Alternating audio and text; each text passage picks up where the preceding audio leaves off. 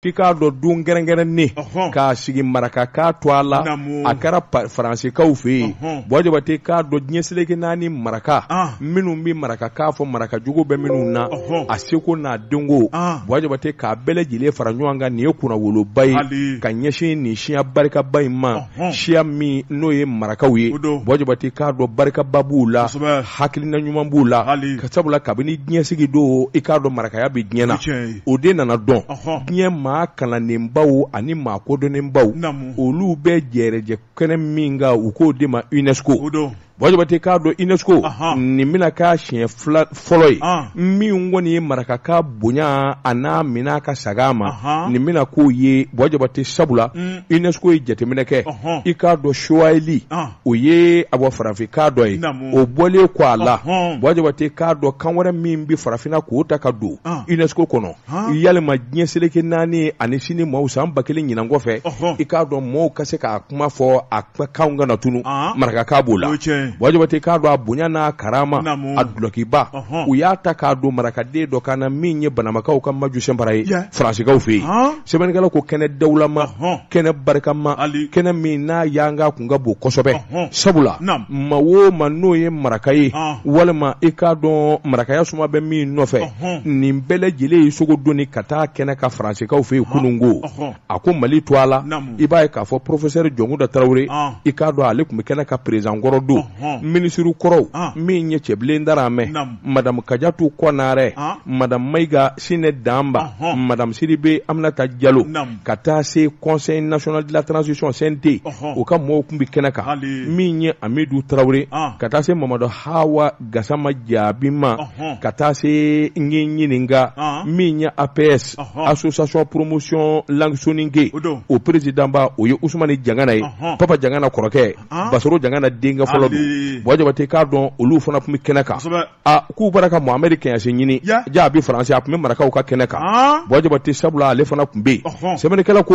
kɛnɛ bonya n'a karama a n'a dulokiba dira Maju Sɛnbara de ma Bɔjabate Maju Sɛnbara fana ani délégation ba bɔra Bamakɔ ni ka taa kɛnɛ in kan a tila bɛɛ lajɛlen tun ye sɔrɔ bosoba ye a n'a yɛrɛ balimaw a n'a ka maasuru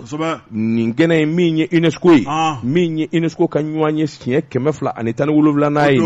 Bɔjabate UNESCO jɛrɛjɛkulu don min bɛ diɲɛsegin naani maa kalannw ani kodɔnnaw ka ko kɔfɔ octobre kalo san 2023 Bɔjabate i b'a ye k'a fɔ nin kɛra koba ye marakaka donni UNESCO fɛ a ka lakodɔn diɲɛ bɛɛ lajɛlen na a ko n'i y'a ta k'a lajɛ Bɔjabate nin ye kan filanan ye diɲɛ bɛɛ lajɛlen bɛna kan min dɔn n'a bɛna bila tarikiw kɔnɔ ani fɛn dɔnnaw kɔnɔ kɛnɛ bonya n'a karama Bɔjabate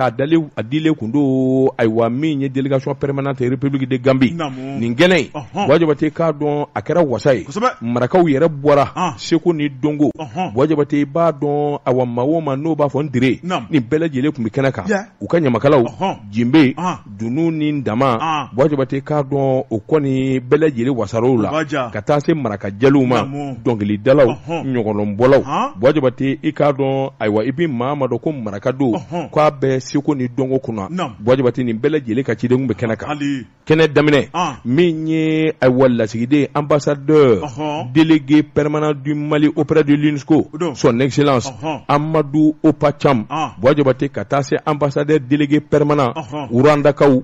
auprès de l'UNESCO ani sous-directeur de l'UNESCO chargé des relations extérieures min ye Paxi ka taa se ɲininka ayiwa Mali ministre kɔrɔw ani Mauritanie ministre kɔrɔw Sénégal ministre kɔrɔw professeur Jɔnkuda Tarawele Mali masakɛ kɔrɔ ani Gambie ministre min n'o bi u ka ayiwa jɛgɛmɔ ani nafasɔrɔsɔrɔw kunna Bɔjabate ninnu bɛɛ lajɛlen i k'a dɔn u ye kumaw ta ɲɔgɔn da sɛbɛnnikɛla ko i k'a dɔn ayiwa wasatigi jalatigi ka di jalatigi ma Bɔjabate Maju Sɛnbara i k'a dɔn a nana a donnen kɛnɛ kɔnɔ tuma min i y'a dɔn a yɛrɛ ye kamalenkɔrɔ belebele a falen don a ni na sanfa dugufa a fin bɛɛ tɛ mɔni Bɔjabate i k'a dɔn a nanen min kɛ a n'a denmuso dɔ de nana kɛnɛ kan a ye kuma damadɔ fɔ ka foliw kɛ marakakan na o bannen ko a sɔrɔla ka kɔrɔfɔ di a yɛrɛ denmuso ma u ka tubabukan fɔ tubabuw ye Wajabatɛ a k'i b'a ye k'a fɔ kɛnɛ in kɔni kɛra kɛnɛ wasalenba ye sabula marakaya ye y'a min ye Wajabatɛ k'a dɔn a y'a ma daminɛ bi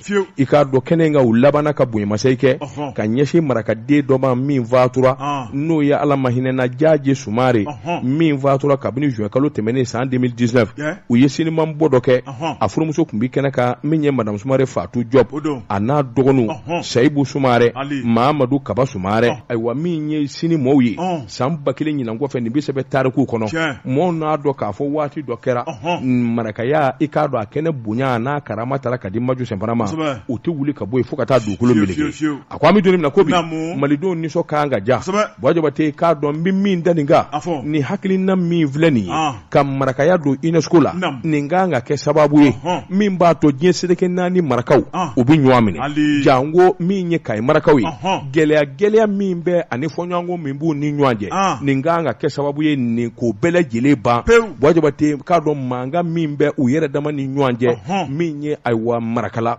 Wajabatɛ i k'a dɔn n'o ye maraka jamanaw ye nin ka kan ka kɛ sababu ye sabula n'a fɔra ko an ka kan marakakan a nana don UNESCO la Wajabatɛ maraka kelen o kelen i kɛra a bolofara ye i kɛra ɲamakala ye o i kɛra hɔrɔn ye o bɛɛ kan k'i miiri sa k'a fɔ yalima ko dɔ ma se nin man ka kɛ sababu ye an ka bɛn ni kelenya boloda an ka togodaw la an ka sigidaw la Wajabatɛ o waati sera